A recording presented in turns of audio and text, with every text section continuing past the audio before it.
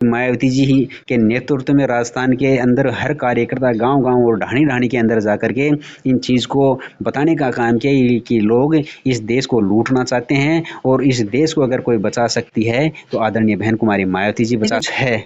ये नक्षत्र ये मिलाते हैं, वो होता सबसे पहले बताते इनकी पोल खुल रही है, इसलिए धीरेन्द्र शास्त्री जैसे लोगों को घुमाने का काम कर रहे हैं कि हमारा धंधा बंद हो जाएगा, हमारा रोजगार बंद हो जाएगा, हमारे रोजगार को बचाने के लिए इस तरह के लोगों को ये जो अपने जो रोजगार को बचाने के लिए ये सरकार है गुमराह करती है, क्योंकि ये हिंदू और मुस्लिम की राजनीति करते हैं, भाई को भाई से लड़ाने के लोग इनकी समझ चुके हैं अब, क्योंकि चंद्रमा पर ही नहीं अब सूर्य पर भी यान भेज के उन्होंने सूर्य के बारे में भी जो लोगों को बहुत लोगों को जो यहाँ की जो मनवादी मानसिकता के लोगों ने गुमराह करने का काम किया, लेकिन अब पता चल गया कि हमारी पूरी पोल खुलनी ज़्यादा अगर सांप्रदायिकता ये फैलाने का काम करते हैं सरकार के बाद में, तो मनवादी मानसिकता के जो प्रिंट मीडिया है, इलेक्ट्रॉनिक मीडिया है, वो लोग इस देश के अंदर बांटने का काम कर रहे हैं। आस्तिक को कंट्रोल नहीं है।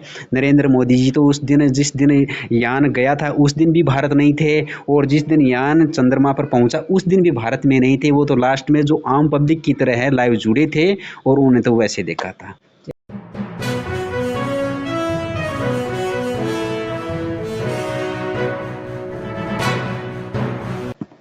नमस्कार साथियों, मैं रजनीश भारती। अब देखना शुरू कर दिए महानायक टीवी न्यूज।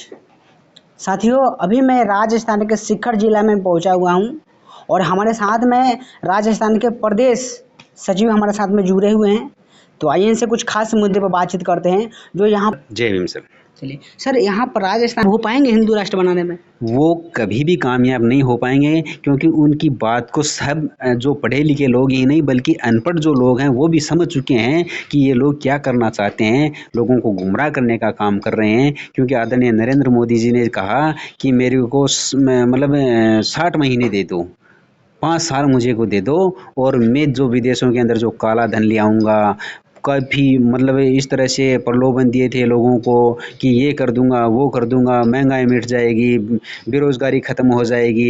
एक भी लोग को रोज़गार नहीं दिया, कभी महंगाई मिटी नहीं, महंगाई बढ़ी है। तो राजस्थान के नहीं पूरे देश के अंदर महंगाई को कंट्रोलिंग के नहीं हो रहा है। नोटबंदी की, ये GST लागू किया, सारे सब लोग इनकी पोल खुल गई है और ये कभी भी इनके मंसूबे हैं वो कामयाब नहीं हो पाएंगे। और बहन कुमारी मायावती जी ही के नेतृत्व में राजस्थान के अंदर हर कार्यकर्ता गांव-गांव और ढाणी-ढाणी के अंदर जाकर के इन चीज़ को बताने का काम किया कि लोग इस देश को लूटना चाहते हैं और इस देश को अगर कोई बचा सकती है तो आदरणीय बहन कुमारी मायावती जी बचा सकती है। इतना होने के बाद भी जो कहने के धीरेन्द्र शास्त्री जी हैं वो तो लगातार जहाँ भी जा रहे हैं एकदम हिंदू राष्ट्र बनाने का मांग कर रहे हैं कि हिंदू राष्ट्र, हम जहाँ पर जाते हैं हम जो बोल देते हैं वो हो ही जाता है।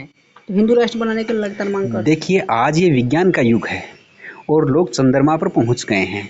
ये चंद्रमा के नाम पे, ग्रह नक्षत्र के नाम पर लोगों को गुमराह करने का काम किया है।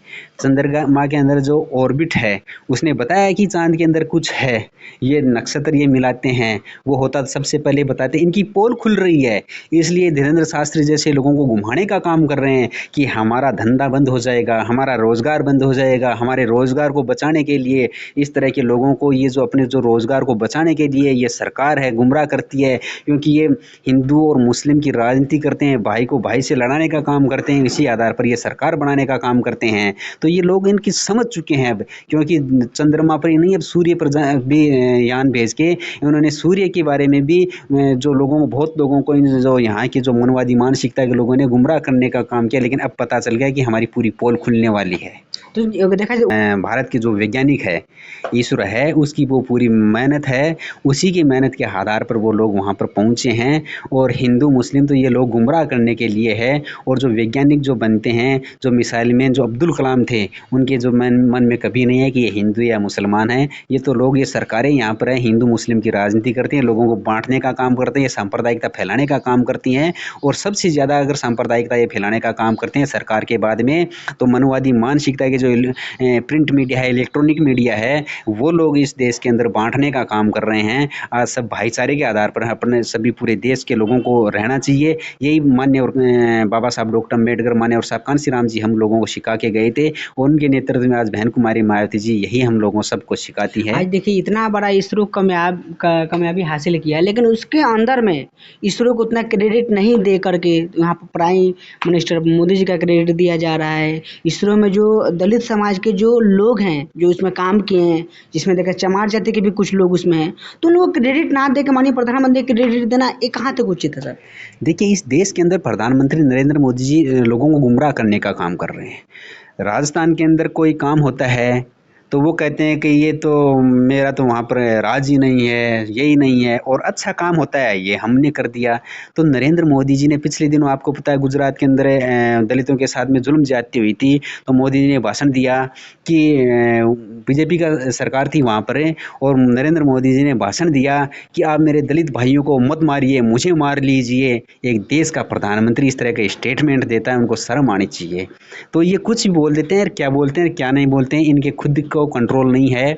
नरेंद्र मोदी जी तो उस दिन जिस दिन यान गया था उस दिन भी भारत नहीं थे, और जिस दिन यान चंद्रमा पर पहुंचा उस दिन भी भारत में नहीं थे। वो तो लास्ट में जो आम पब्लिक की तरह है लाइव जुड़े थे, और उन्होंने तो वैसे देखा था। चलिए बहुत बहुत धन्यवाद। तो साथियों देखिए हमारे साथ में राजस्थान प्रदेश सचिव साहब जुड़े हुए थे। तो साथियों मैंने तमाम मुद्दे पर मैंने सर से बात विचार किया। अब पूरा बातों में आप लोग का क्या राय है, क्या प्रतिक्रिया है, आप अपना प्रतिक्रिया बताइए। वीडियो फेसबुक पेज पर देख रहे हैं, पेज को फॉलो कीजिए। यूट्यूब चैनल पर देख रहे हैं, चैनल सब्सक्राइब कीजिए। जय भीम, जय भारत।